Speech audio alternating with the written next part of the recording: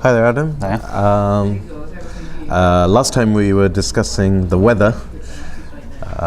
We mentioned this flash flooding in the top of Chile. Yeah. And at that time we were very concerned. Obviously, from a human level, it was very concerning. But after that, some people did withdraw on the Chilean flames because we're into the drying season. Now we're a fortnight down the road, more or less, and is there, what's the extent of the problem, do we know? So the problem has more or less been valued now, and they've come to conclusions on what the overall damage was. They reckon it was in the region of 30% of the crop in the northern area was so damaged. 30% of 30%. 30% of 30%. Right. The withdrawals were due to the fact that they believe this weather could progress south.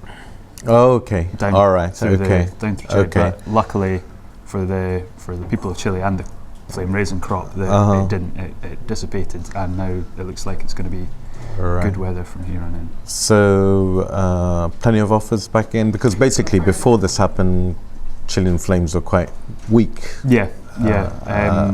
Have we resumed that trend, or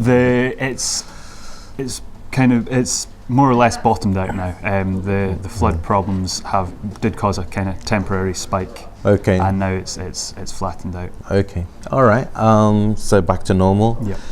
Elsewhere, we've had in Turkey. This is a delicate time for the weather as well, because the young flowers are out for basically all the Turkish crops: hazelnuts, apricots, and sultanas. And we also had some frost reports from there over the last 10 days or so. Yeah. And we're also able to, if not assess the damage, at least assess the perception of the damage. Yes. For the sultanas, seems to have been no effect from the frost at all.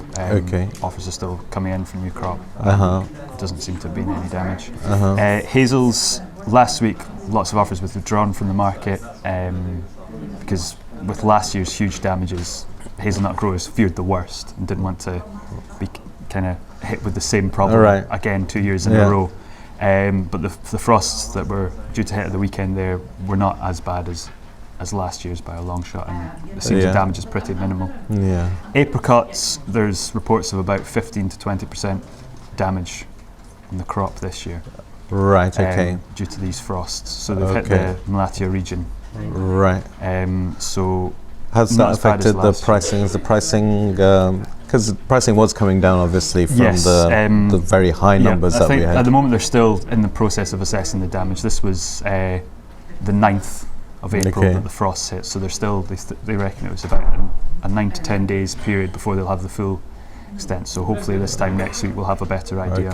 But at the moment the initial idea is 15 to 20%. So pricing offers withdrawn from the market, and it looks like pricing will come up slightly from these prices that were certainly lower than last year. So we may have seen the bottom of that particular run, at least in the short term. In the short term, I would say so, yes. Okay, well, fantastic. Thanks very much. No problem. Thanks.